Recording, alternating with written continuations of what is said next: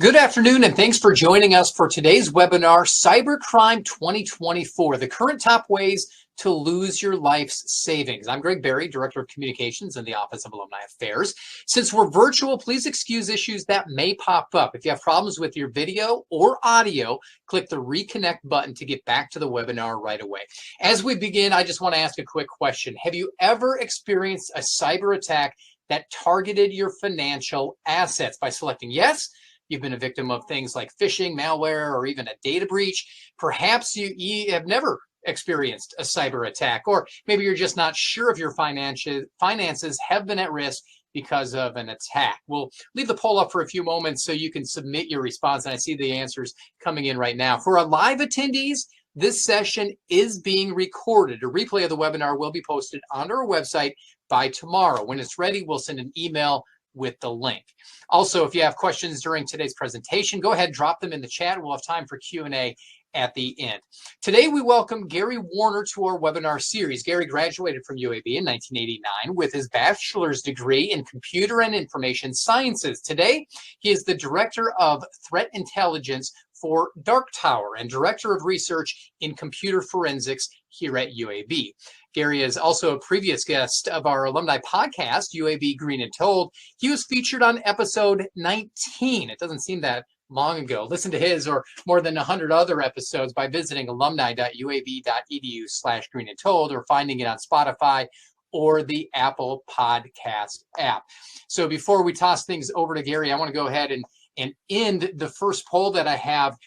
50% of our audience knows and admits that they have been a victim of phishing, malware, data breach, some kind. 39 have never, and 10% is not sure. Now, as a follow-up, I want to ask another question as we continue.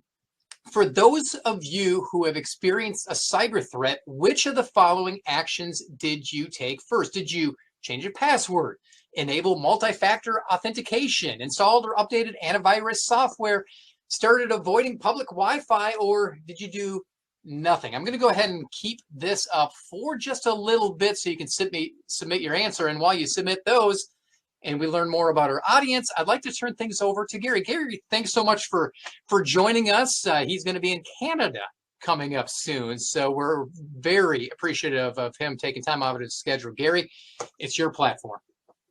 Well, thanks so much. I was going to mention one thing. You may be familiar with an old talk I did when we had TEDx in Birmingham.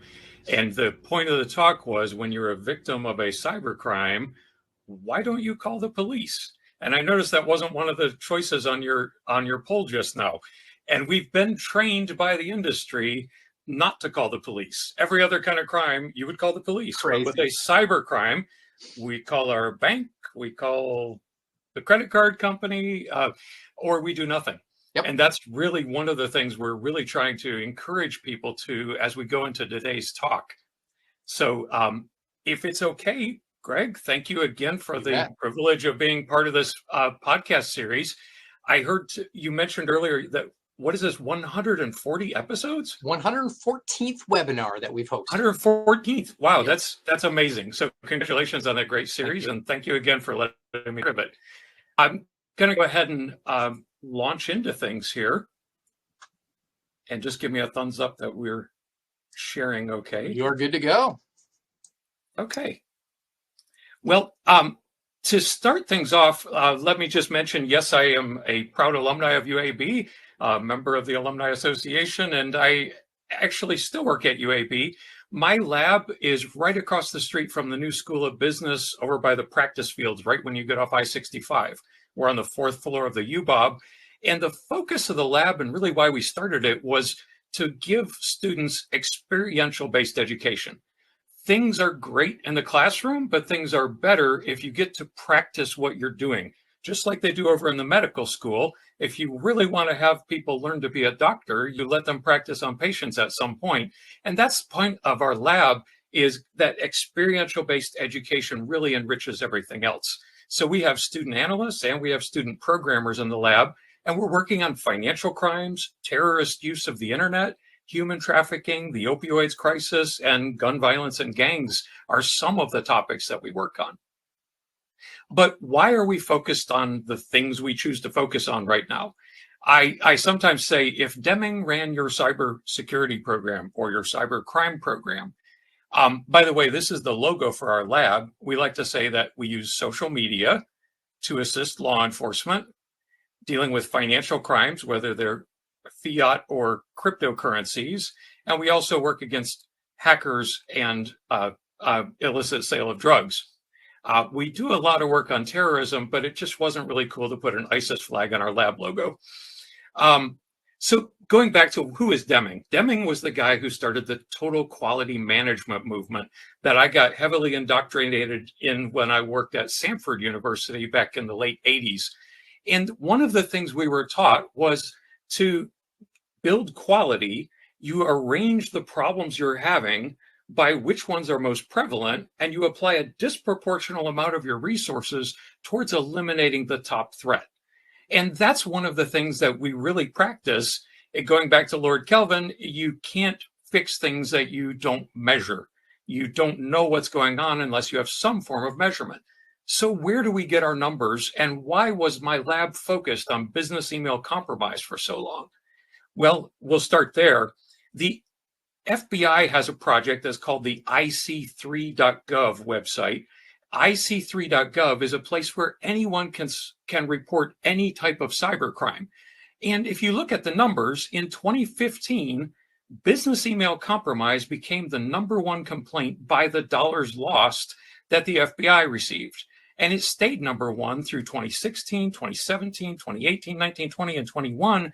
And then there was a change for the first time in 2022, which is where we pivoted as well, because we're still trying to apply that Deming principle, hit the top problem hardest. The business email compromise, though, let's talk about that briefly. The FBI last summer said that BEC had now stolen $50 billion. And the most common type of BEC that we see these days is called an invoice redirection scam. But BEC, of that $50 billion, 17.3 billion of it was in the United States, and 137,600 US-based businesses have experienced this. So the way an invoice redirection scam works, it starts with a phishing attack. Someone in your organization or the organization that you're doing business with has a phish that gives the criminal the user ID and password for their email account. While the criminal controls that email account, they add some automated forwarding rules. So after that, even if you've reset your password, if you haven't checked for email forwarding rules, every time you receive an email that has a financial component to it, a copy of that email is going to the criminal. And as the criminals watch the email exchange, they're looking for the perfect opportunity to inject themselves into the email stream by kicking someone out of the conversation and replying on their behalf using an email address that looks very similar to the person who was really intended to receive the email. Here's an example from last August. This was the headline from the Department of Justice was Nigerian national pleads guilty to $1.25 million business email compromise. And as we read the court documents, it's exactly what we were just describing. Unbeknownst to employee A, all of his emails containing the words capital, invoice, fund, pay, payment, or wire were forwarded to george.morgan3333@gmail.com. Well, the person reading George Morgan's email was Onwuchekwa Nana Kalu from Nigeria. And he's fixed on a email thread where they were talking about making an investment to upgrade the heart monitoring equipment for their hospital. And in a series of emails where Nanu Kalu jumped in as the person who was doing that negotiation, they convinced them that they'd changed their bank account. And instead of sending the payments to Bank of New York Mellon, they should start using their new bank account at Banorte Bank in Mexico. And $625,000 were successfully sent to the wrong bank. That's how a BEC works. So even though you may think phishing isn't as common as it used to be, the role of phishing has changed. it's no longer as common to see an email imitating your bank. Now we see emails that are intended to put malware on your computer and then harvest everything. And once they have gained access to your bank account through the malware on your computer stealing the password, the criminals will take a screenshot of the email showing the balances. So in this case, we have a Truist account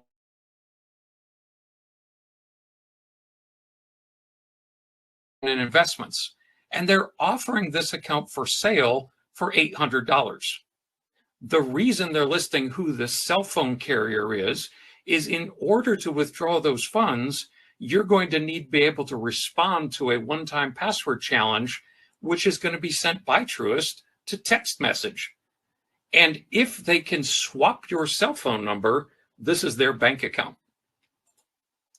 The other thing is that business email compromise often starts with phishing, as we mentioned. This is a report from Group IB, who were infiltrating a group that they called a covert BEC phishing empire. It was called Well Tools. And after the investigation, they could confirm that 56,000 executive emails were targeted, and they were able to acquire access to 8,000 of those email user IDs and passwords, and confirm that 850 of those companies then became BEC victims after that initial phish. Well Tools was a subscription service for phishing where you paid a monthly fee to use the Well Tools to enhance your abilities to do phishing attacks. 56.9% of their targets were in the United States. Ransomware often also starts with phishing. So this is as of August 15th, I believe it was. So far this year, my DarkTower team has identified 2,739 companies that were victims of ransomware, to the point that their data was being offered for sale on a data leak site. So many of these ransomware attacks now, the goal is that they're going to publish your data on the internet if you don't pay the ransom. And again, 51% of these victims were in the US, and at least $69 million had been demanded in ransom. Right now, the most prominent ransomware group as of this summer for 2024 through August was Lockbit 3.0, and the most commonly targeted industry was manufacturing. So we mentioned that BEC was no longer the top scam type. What took its place? It was crypto investment scams. In the same IC3.gov reports, in 2021, investment scams did $1.4 billion in losses that were reported to the FBI. How much of all losses are reported to the FBI? Well, we mentioned earlier that most of our folks don't think of, I should report my cybercrime to the law enforcement. It's estimated that it's between 10 and 15% actually gets reported. In 2022, we saw that number double. It went to 3.3 billion, and then added 50% again in 2023 to $4.5 billion in reported loss to the FBI in investment scams.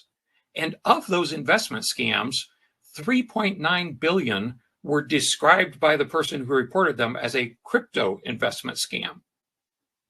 And another interesting fact is that a large amount of those stolen funds came from this over 60 population.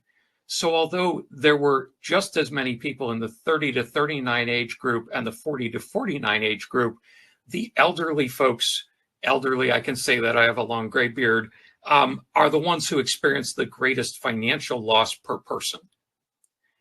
That loss, though, again, was the reported to the FBI loss.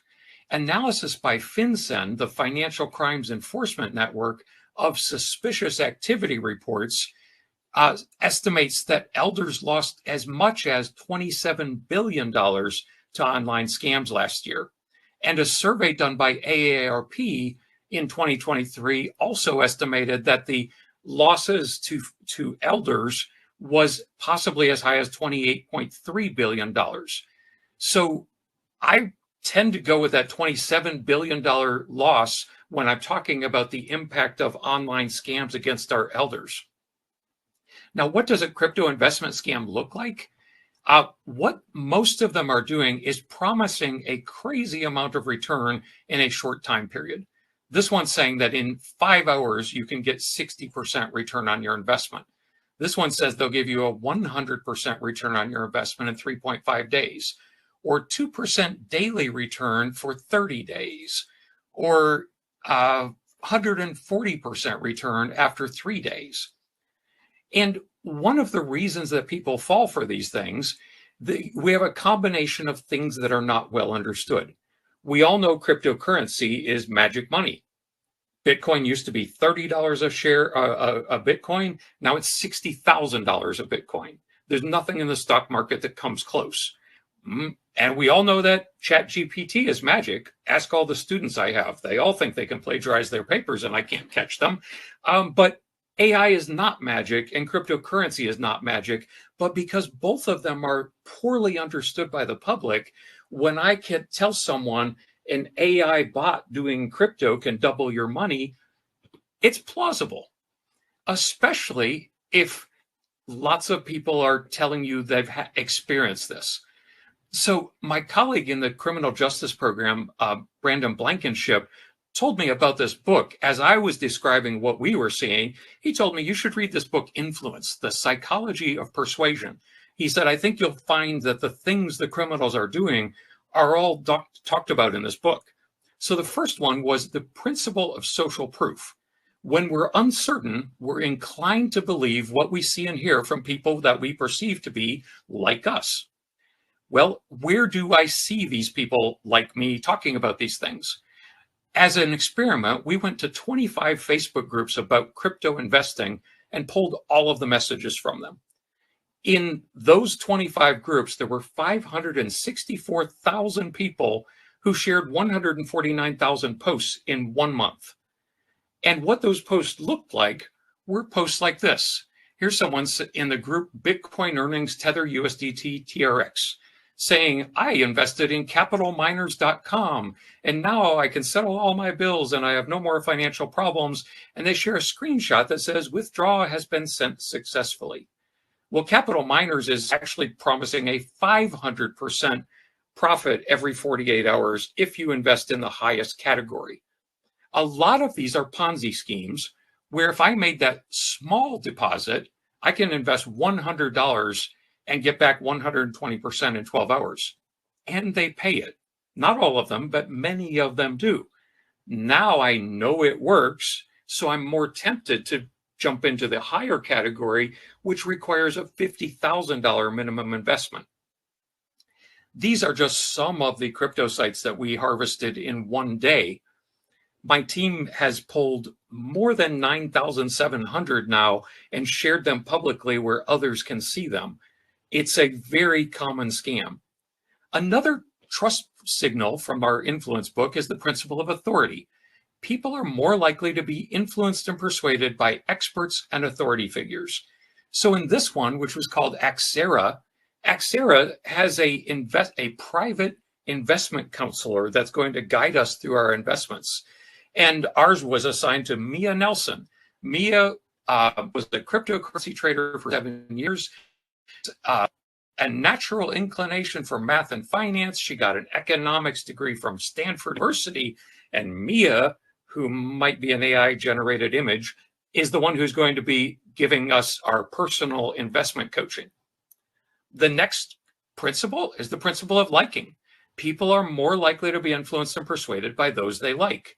And this is really where the romance scam angle of these things comes in. I do not use this term, but I'm going to say the term because you may have heard it. It's called pig butchering. I don't use that term because that is victim shaming. Pig butchering, who is the pig that's being butchered?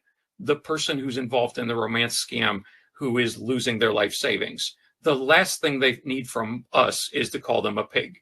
So I refuse to use that term, but it is used on many documentaries and newspaper articles. So I do want to help you link these together. If you hear the term pig butchering, they're talking about a crypto investment scam that has a romance angle to it.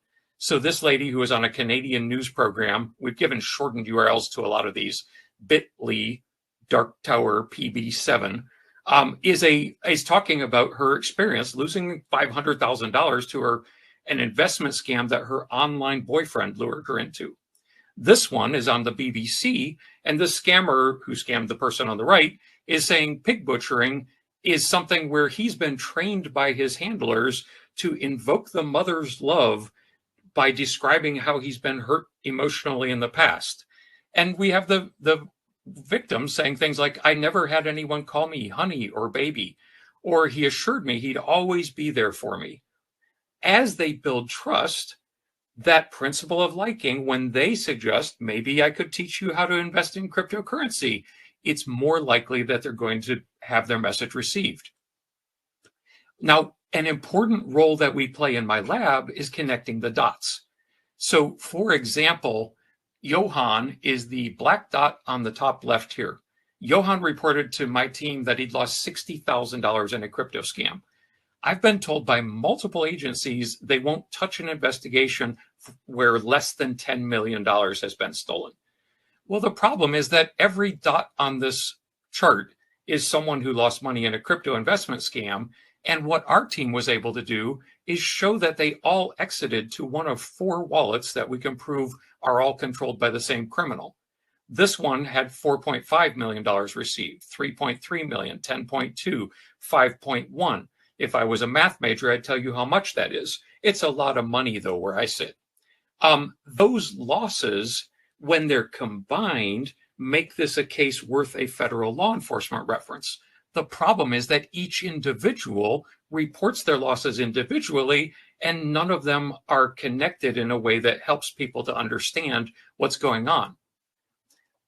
Most of you will have received a wrong number text message.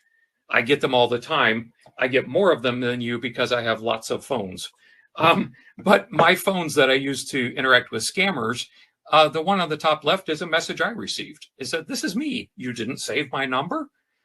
And this woman who tells me that she lives in Los Angeles as an olive oil exporter, eventually tells me that as we have our daily chats, that she's actually was able to invest in her olive oil export company by raising funds in a crypto investment that she learned from her uncle. And she could teach me. We didn't go that far with the conversation because she started sending me lingerie pictures every night as she went to bed, and I decided it felt like I was cheating on my wife, and I cut her off. But the idea here was that people like this have been tricked into working at a company like the one here. This one is called Trionics Multitech. And they have a careers page where you can go work for them as a model or a marketing specialist or a blockchain expert or a customer service specialist or a digital specialist.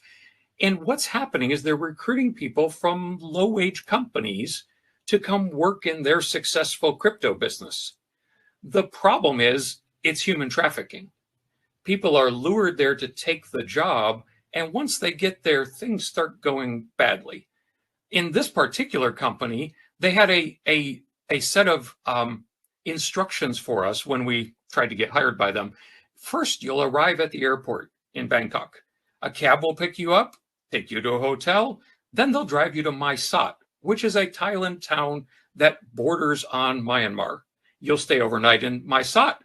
Then we'll drive to the IT park, which is what I've been told I'll be working. You'll have to change you into a rough environment, a rough terrain vehicle, because there might not be roads where we're going. You'll have to cross a river, and due to the lack of a bridge, we'll have to change into other vehicles to cross. You'll be brought in a boat to cross the river. And then there's just a short journey to the IT park. There will be frequent military checkpoints that are there for your safety. Then you'll get the gate pass. When you cross that river, you're not in Thailand anymore. Now you're in Myanmar. And the IT park is where you're going to be enslaved to become a crypto scammer. There's lots of other publications about this. That shortened URL I mentioned, bit.ly/DarkTower with DT. And then you could do PB1 through PB7, and you'll be able to find all of these things. Some of these are documentaries about the crypto scam sites. One of them is our blog post, Getting a Job in Pig Butchering. At one point, the Los Angeles Times published that they thought there were 240,000 people enslaved in this type of work. The estimate is now over 500,000. And as an example, in Cambodia, the amount of money stolen in crypto scams exceeds the gross domestic product of the entire nation. One bringing it more close to home is mail theft and stolen checks. This is rampant. In fact, Alabama per capita has more stolen checks than any other state in the country. In 2021, FinCEN, that Financial Crimes Enforcement Network, said that they had received 350,000 suspicious activity reports, and this was a gently rising number year over year about check fraud. In 2022, that number almost doubled to 680,000, and it's continuing to go up. What's happened is criminals now understand how to do mail theft. And they understand it because the networks that were built on Telegram, the messaging service that's run by a Russian who was recently arrested and is now in custody in France, Telegram had channels that were suddenly very popular during the CARES Act, where people were learning how to do government unemployment fraud by listening to people on Telegram. In Telegram, so we started monitoring all these types of channels, and some of the channels that we see that are specializing in mail fraud are channels with names like Hustlers in My Zone, MMG Arena, Honor Amongst Thieves, Scamily, Fraud Detention, Clone Cards, Money Orders and Bank Logs, Log Store and Checks, Rob the Banks, Slips Checks Food and Glass, and Fraud Street Hackers. My favorite of those is Honor Amongst Thieves, a group with 4,300 members that's posted 105,000 photographs, many of which are pictures of stolen checks for sale. What are they selling with regard to the fraud? In addition to the checks, they're actually selling U.S. Postal Service keys. So each of these keys is a master key that will open every box that a postal worker might need to open in order to do their job. And these Postal Service keys, it's not exactly, but it tends to be that one key opens everything in that zip code. So if I had bought this key for Florida or a key for Miami, I could walk around to every blue box, open the box, and take all the mail out of it. That is what most people think of, but it's also the mail key that opens up the keys in apartment complexes or condos, or if you're in a gated community with a shared mailbox at the front, that same key opens all of those boxes. And if you live in Birmingham in such a setting, you may know that recently they've begun a sweep to change out for a digital key so that we can reduce this problem. But here, for example, is a photograph of someone stealing mail out of the blue boxes that used to be lined up in Hoover on Lorna Road right across from the Galleria. If you've been by there recently, those blue boxes are not there anymore because they kept having everything stolen out of them. The guy who was doing this stealing was Daryl Matthews, and he was working in conjunction with a postal employee called Keandra Gresham. And the headline said, "Man buys U.S. postal key from worker and is caught with $1 million in stolen checks." So on July 1st of this summer, he was sentenced to 5 years and 3 months. Here's Keandria posting on her Facebook page, "I forgot to post my 3-year anniversary with the U.S. Postal Service yesterday. Time be flying, thanking the man above that I'm so successful as a scammer." So what does this look like on Telegram? We literally see checks like this being offered for sale all the time. Here's one from Coca-Cola for $122,000, Encompass Health for $13,000, BL Harbert for $4,000, Jones Contractors for $5,000, Encompass again for $3,000, $16,000. Here we have another Harbert, Russell, Vulcan Fabricated, Pfeiffer, Maccabee Construction, Vulcan Fabricated Materials, Pfeiffer again, Ace Hardware. All of these are Birmingham or Tuscaloosa area checks offered for sale on Telegram, usually for 10% of the face value. We have certain people that try to brand their things. So someone named Checksman was doing a lot of these. Here's Maynard Cooper Gale for $8,800. Tidwell for 8,000, Keller Williams for 7,600, Central Network for 45,000, Bud's Best Cookies for 19,000, Osco Turner Bone for 15,000, Associated Paper for 28,000, et cetera, et cetera. These are just offered for sale on Telegram. Where did they come from? Someone with an arrow key stole them. Now, you may be saying, well, how can they possibly deposit that? They're not the right recipient.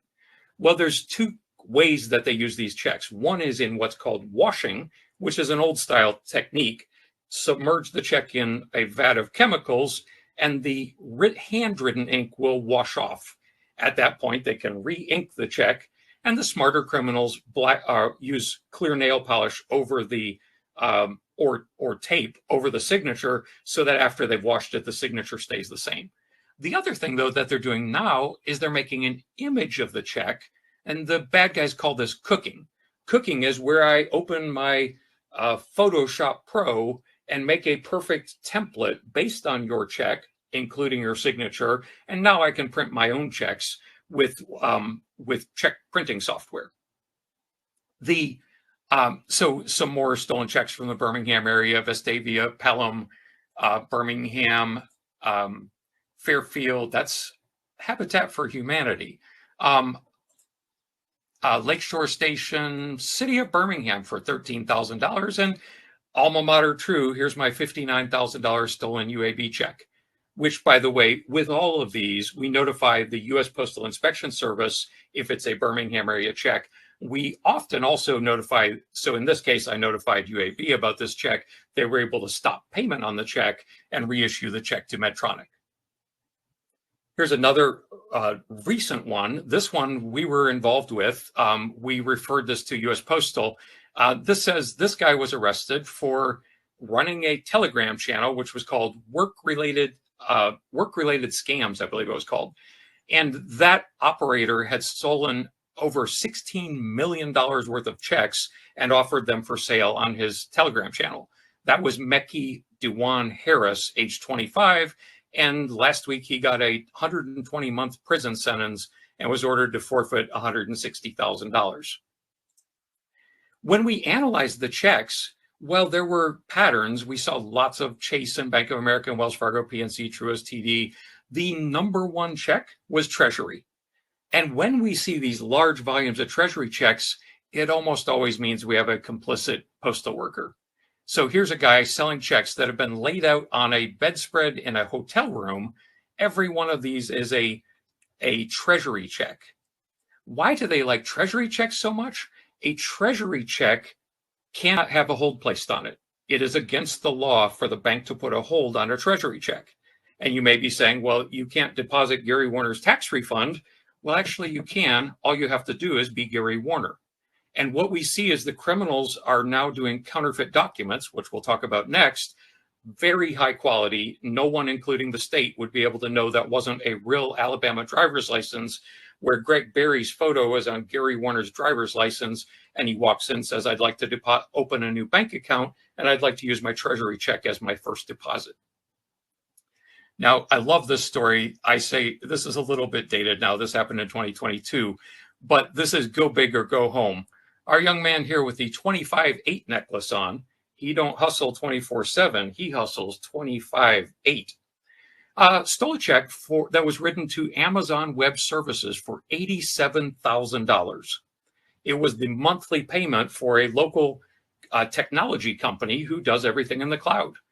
And his technique, he went to the state of Alabama Secretary of State and said he would like to incorporate as Amazon Web Services, Inc.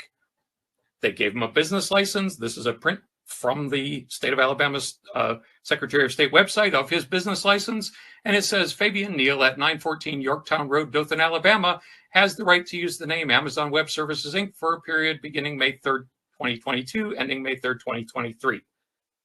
He then took his business license, went into a credit union in Dothan, opened a new account, Amazon Web Services, Inc., and dropped his $87,000 check in. If you thought you were protected with positive pay, where you listed the name of the people that were to receive the checks, this is your proof that positive pay is a waste of time in today's crime environment. One last one. This is another successful arrest The U.S. Attorney, the FBI, and the U.S. Postal Inspection Service for the Birmingham area are crushing it here. They need to, but they're doing an excellent job. And this was another one. Two young men from Montgomery, Alabama, had a postal key that they stole from a postal worker in Fort Walton Beach, pointed a gun at her and took her key from her. That has happened over 250 times in the past 12 months. Moving on to our next category. So CPNs and counterfeit docs. When I mentioned it was so easy to get a fake ID, this is the kind of thing I'm talking about. Again, Telegram is the place to go to get your stolen documents, but Facebook isn't far behind. This is one Facebook group called CPN Apartment Package Document and Apartment Package. Redundant name. He says, my client started with a 400 credit score. 35 days later, he's in the 700 club, and now he's eligible for a luxury apartment rental. Or this guy's saying in his Telegram channel, and it's Anna's credit consultant, that congratulations to Nate on his brand new vehicle purchased under my auto package. Do you need to buy a new car in 30 to 60 days? DM the word auto to us and we'll fix your credit. How are they fixing the credit? Well, they're doing a couple things. We decided we wanted to dig into this a little bit more. So we used our data harvesting technique. We went and joined 315 Facebook groups that were called CPN. CPN stands for Credit Profile Number. And what it is a stolen social security number.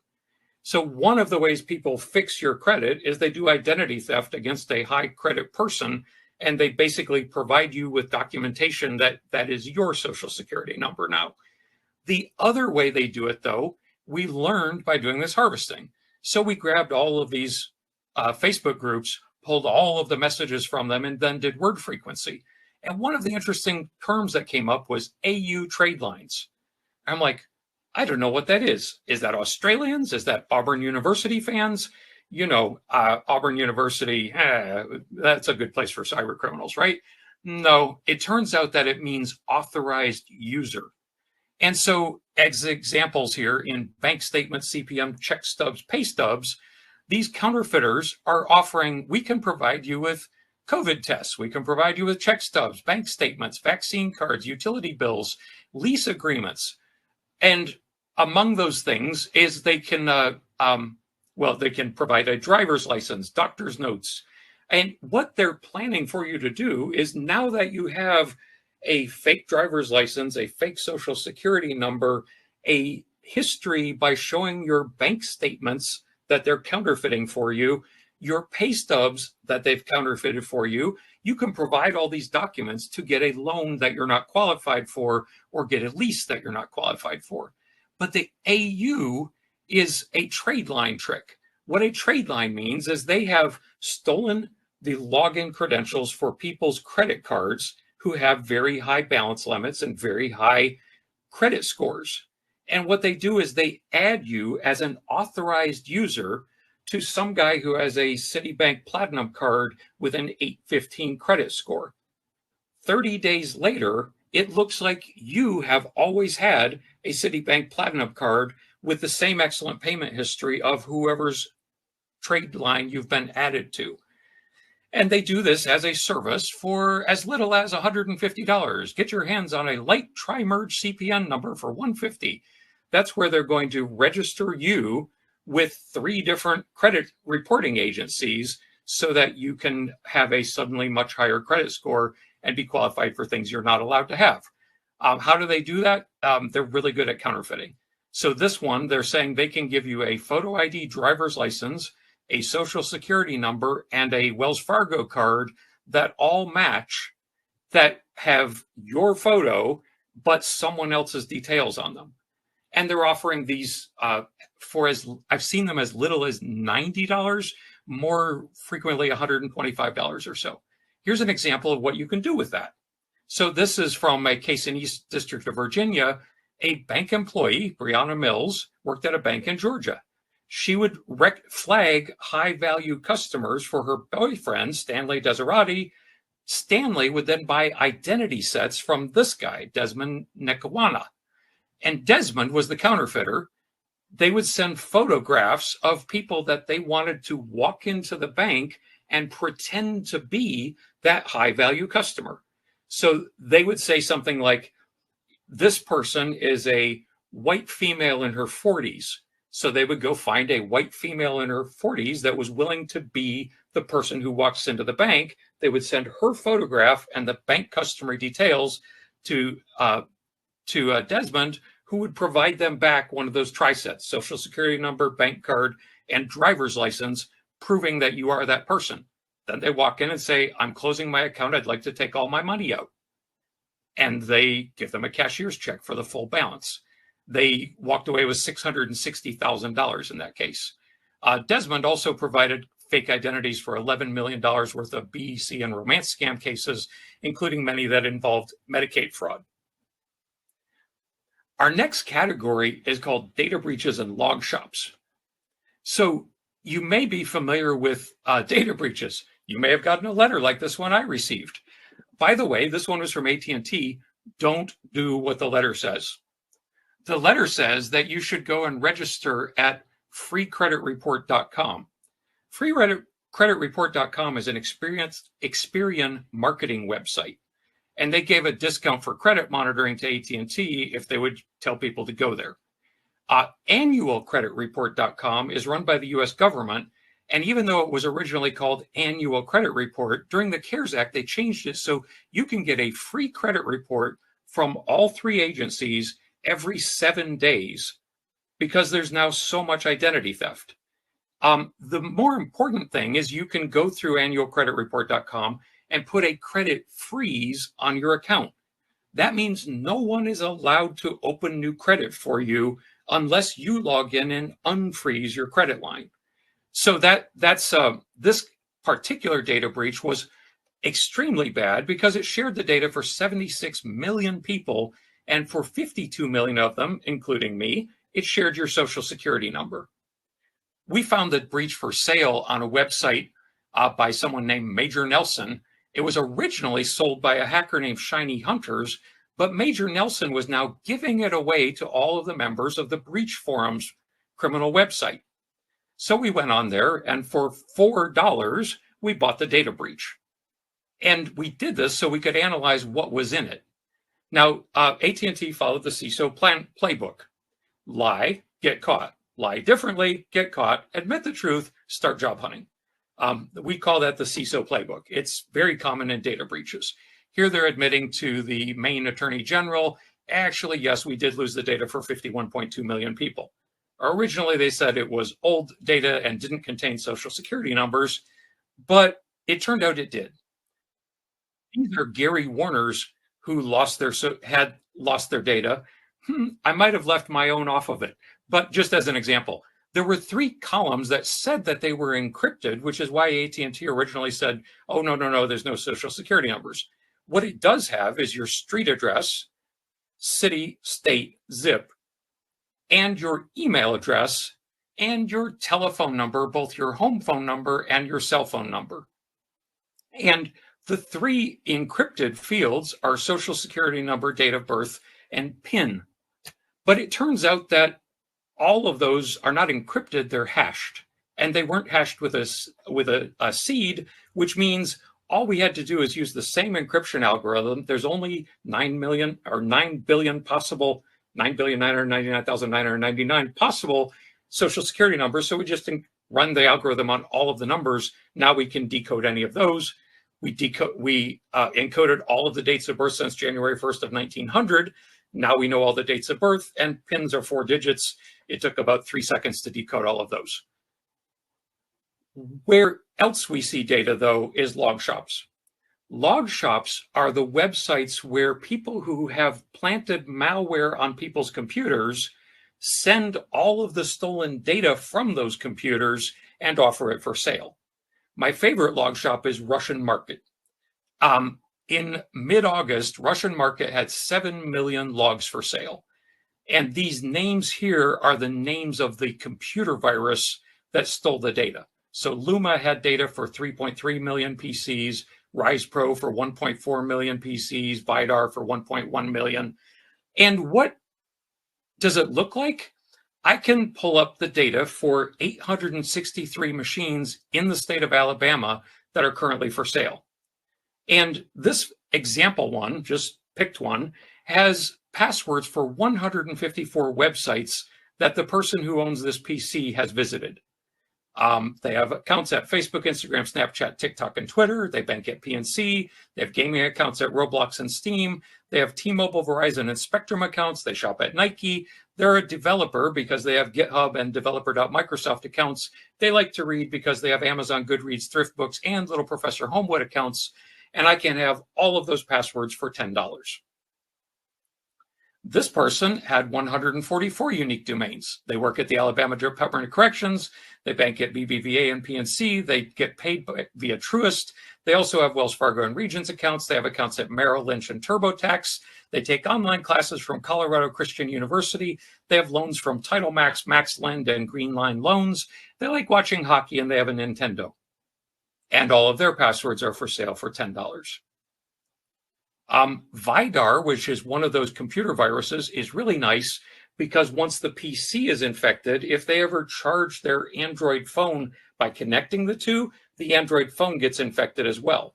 So in this case, all of the green ones are passwords that got stolen from the Android phone, and all of the white ones are passwords that got stolen from the PC. But they have accounts at AA Credit Union, Axos Bank, Capital One, Estate Guru, Intuit, New York Life, and Prudential. And again, all of their passwords are $10. We talked about those Telegram fraud channels. These are some of them that we like to monitor. I went through some of them earlier, but we gather about 3 million messages every 10 days. And we're able to do data mining in that data that allows us to identify when there's a new or emerging pattern. So again, with the bank logs, the people who buy the bank logs log in, check the balance of the account, provide information that they would allow someone else to buy that account from them, and the person they sell it to would have to do a SIM swap in order to get the stolen data. So in this case, we have, for example, a Schwab account with $67,000 in it. That's the same Truist account we talked about earlier. Here's a Wells Fargo account with $10,900. And again, these sell for a tiny amount of money. The one on the left, that Schwab account's $2,250. The Truist account's $800. And I think the Wells Fargo one was for 10% of balance, which would be about $1,000. Now, the SIM swappers are also on Telegram. A SIM swapper has to work in a cell phone store. And what they do is they use the terminal device, the little iPad looking thing, to tell the cell phone company, I've seen this person's driver's license and I've confirmed their identity, and yes, it's the real subscriber who's swapping their phone. Unfortunately, it's not. Now, this guy's advertising in a group that he is available to do T-Mobile swaps. His Telegram name is Lord Swap, and to prove it's him and he's available, he typed in the Telegram name Lord Swap on his T-Mobile tablet, and he's showing the timestamp and date. So this was the same time that he posted the Telegram message, so you know he's in the store and ready to do a swap for you.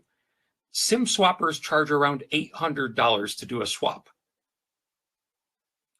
I'll touch very briefly, because we're running short on time, on call center scams, just to mention that call center scams is another area we're doing research in. The Consumer Sentinel Network describes these as either government or imposters or tech support scams. And just among the elderly, you can see the numbers there. These are for people 60 to 69, 70 to 79, and older than 80. And so government imposters, they lost about $183 million, 184. Tech support scams, they lost about 126, 156. I told you I'm not a math guy. About $158 million. Those are our elders that are losing that kind of money to call center scams. In Alabama, we had 916 of our elders report to ic3.gov in 2022 that they'd lost $26.7 million. A lot of these were in their criminal services on Facebook, where they offer their services to one another. So this guy's saying, I'll send out fake emails pretending to be PayPal, Norton, or Geek Squad, calling it email blasting and saying, I'll send out emails that tell people they've been charged on their credit card and they have to call your telephone number to get it uncharged. And that's the main scam that we see these days. The other one is the blue screen of death, where it pops up and claims you have a computer virus and it's urgent that you call to get that virus removed. You're calling someone who is absolutely a criminal, and they're going to take remote control of your machine and steal all of your money. Okay. We can't go to Cambodia to arrest criminals, but can we take down their websites? We have a project that's being sponsored in my lab by a nonprofit called Intelligence for Good. We're getting free services from URL Scan and Zetalytics to help with this. But every week this year, we have published 20 websites that need to be taken down because they're doing crypto scams. And the way it looks is we list the domains, we list where did they register these domains and when, what IP address is that domain currently sitting on, and what's the company that controls that IP address, and then what country are they in. And so then after we share that data, we share a screenshot of the website, and then we share their false claim. So this one is bitlom.io, says you can make 745% after 7 days, obviously totally fake. Hourly Exchange says that we can make, 3.5% per hour.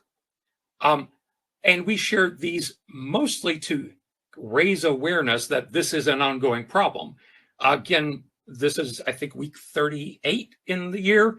And every week we've shared at least 20 of those publicly with the evidence and asked people to help us. Because we also care about opioid trafficking, 20 Targets is also sharing 20 websites every week that are selling illicit drugs. We share the same type of data. Where is the domain? When was it registered and by who? What IP is it on? What company and country is that in? And so here's cureusonline.com that's selling OxyContin, 80 milligrams without a prescription. Here's Research Chemical Online that's selling fentanyl powder without a prescription. Obviously, you can't get a prescription for fentanyl powder. $18,000 a kilogram.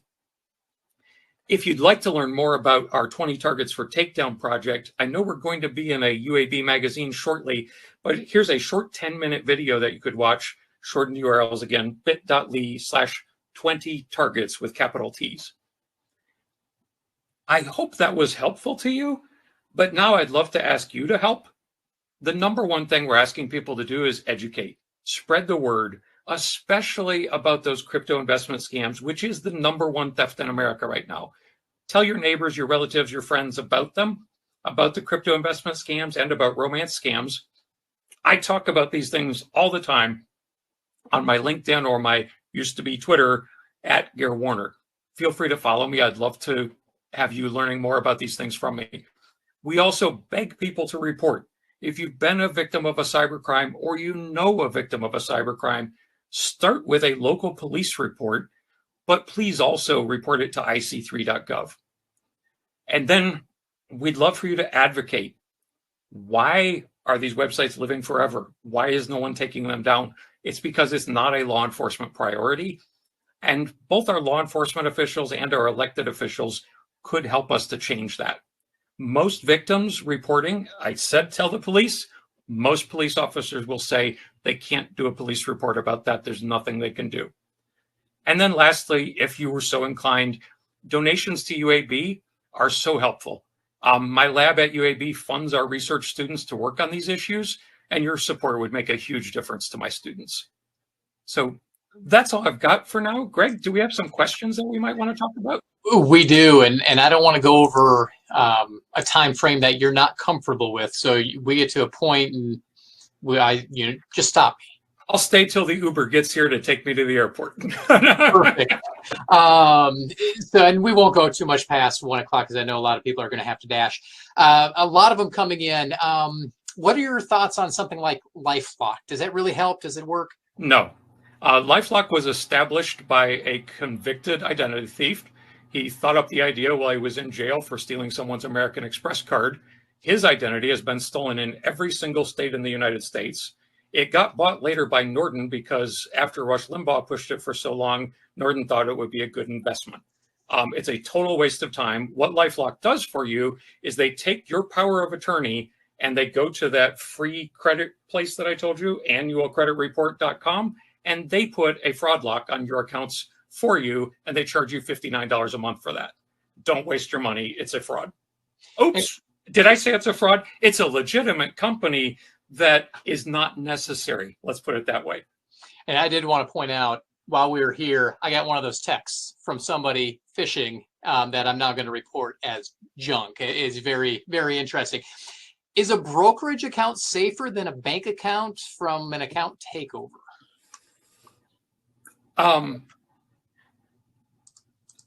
Yes. The advantage of a brokerage account is that typically, because they tend to be a higher value account, they're more closely monitored. The best type is to have a relationship banking. If you're investing large amounts of money, it's so helpful to have a relationship banker that knows you and watches out for your accounts for you. But the most important thing is just watch your balances. And if you see anything suspicious coming through, jump on that. So I will mention, by the way, you will never get a text from your bank asking you to confirm a fraudulent transaction by entering a one-time password. It's a very common criminal ploy. You may get a text from the bank that says, hey, we think there's a fraudulent transaction. Call your bank if that happens. Don't follow the script. There are automated tools that are designed to elicit from you your authentication number to allow a transaction to go through. They are very advanced. I had hoped to put these in these decks, but as you saw, I was kind of out of time already. Not a problem. So how do you protect yourself with all of these types of crimes? Obviously, LifeLock doesn't work. Are there things that work? And the number one is what I mentioned earlier. Go to annualcreditreport.com and lock down your credit. If you aren't engaged in shopping for a loan right now, lock down your credit. And it's very step-by-step. Annualcreditreport.com will walk you through the process. And as I mentioned, you can do a full credit report from all three agencies every 7 days. I'm not saying you need to do that. If you think that would be helpful, that's what LifeLock does for you. If you would rather not do it yourself, you could pay LifeLock to do that. But that's the best advice right now is that never respond with typing a code in on your phone if you get a fraud alert. And then again, if you get those things that say you're about to be charged your credit card, call this number to decline. Don't use the number that came in your email or your text message. Call your bank or your credit card. Do you recommend getting off things like Telegraph or Facebook? No, I use Facebook every day. Everyone in my family does. It's a great way to share pictures and information. I also use Telegram every day. My entire lab runs on Telegram. All of our teams communicate on Telegram. What I would say is it's the same in real life. Never give money or send money to someone you haven't personally met. A common fraud right now on WhatsApp is you'll be joined to a WhatsApp group where, remember our influence things, a crypto billionaire, that's an authority influence, is giving advice on how to make how to double your money with crypto. Those are always going to be fraudulent. Click block and report. All those SMS messages, block and report. So how do you know what website to trust?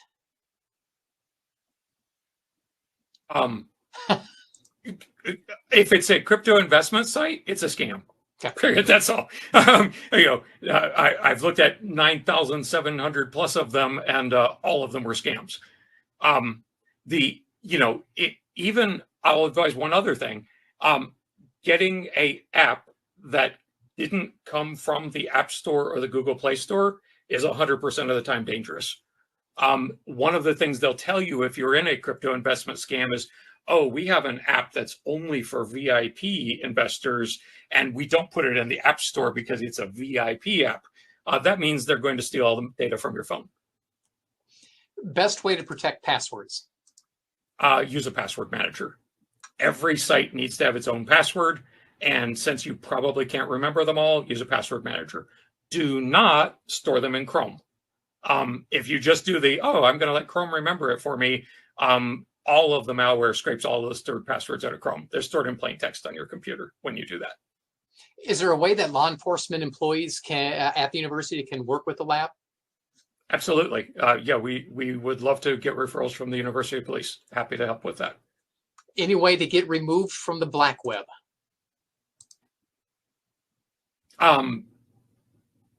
So there are reputation sites. I think one is actually called reputation.com that claim to be able to do that. It's a waste of time. Every single American over the age of 30's data is publicly available. After the AT&T breach, which stole so many people's data, we had the National Public Database breach. National Public Data is the company that does all of the background checks for basically everyone. If you're not using National Public Data for your background checks, you're using a company who buys the data from National Public Data. Every adult with a social security number had their data breached in the National Public Data breach. And I mean, literally every social security number for every American is in that data. And it was downloaded something like 15,000 times before it got taken down. There's really not a point in worrying about, does some scary website have my personal data? All of the criminals have your personal data. It's not worth paying to get it removed or to try to remove it. Is there a password manager you actually recommend? I refuse to do that. There's a lot of good ones. That's fair. That's fair. Final question, then we will let you go. Recently, the Ascension Healthcare had the ransomware attack. Were you involved in that? What was the outcome? Yeah, I don't steal data. No. I was not involved in that.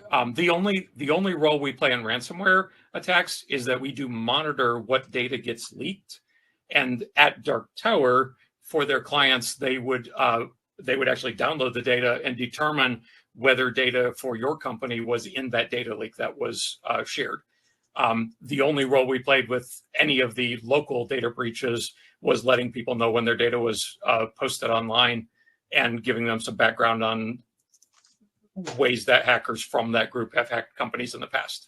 But no, we were not involved in the Ascension incident response. There's some great local companies who do incident response. And again, I don't name companies, but there are some fantastic local companies that do that. Well, I will wait. I will name one. IT360. IT360 is a local company that loves UAB, and we love them. I have them as guest speakers to teach in some of my classes. And I will mention that that's a great incident response company that's Birmingham based. Awesome, Gary. It's been a pleasure having you on, and I know you're going to be heading out. So thank you so much for spending the last hour plus with us. It's been great information. We've had great questions. So thank you for taking the time out of your busy schedule. It was good to be with you. Thanks so much for the invitation. And just a reminder, this webinar will be uploaded on our website by tomorrow. For our registrants, an email with the replay link. It's okay to click that, I hope. Will be sent out once it's ready.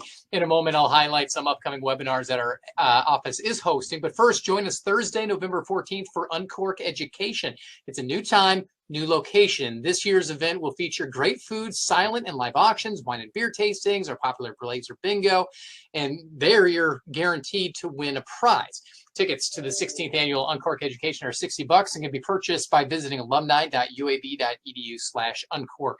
2024. As for those next webinars, on October 8th, Dr. Megan Hayes returns as we host Crushing Productivity Killers, Strategies for Overcoming Common Pitfalls that Reduce Performance, where we'll discover how to overcome those pitfalls and maximize our effort. October 15th, come back for The Art and Science of Surviving Cancer. Dr. Smita Bahaya will delve into ways to safeguard the well-being of cancer survivors and take a look at the challenges associated with effective treatment. As we ramp up for the holidays, Dr. Kaylee Crockett will be here on November 13th for values-based self-care for the holiday season and beyond. She'll give us insights on to help nurture your well-being while enhancing self-care routines. The year will wrap up for us on December 3rd with Sweat for Sanity, exploring the transformative impact of exercise on mental health. Emily Merzalek will explain how physical exercise impacts mental health and how the brain reacts. You can register for these and more at alumni.uab.edu/events. As we close, share your thoughts about this webinar. The QR code you see on your screen will take you to a brief survey. Give us feedback on today's webinar and insight what you're interested in seeing in the future. Once again, thanks so much for joining us. And until next time, go Blazers. Go Blazers.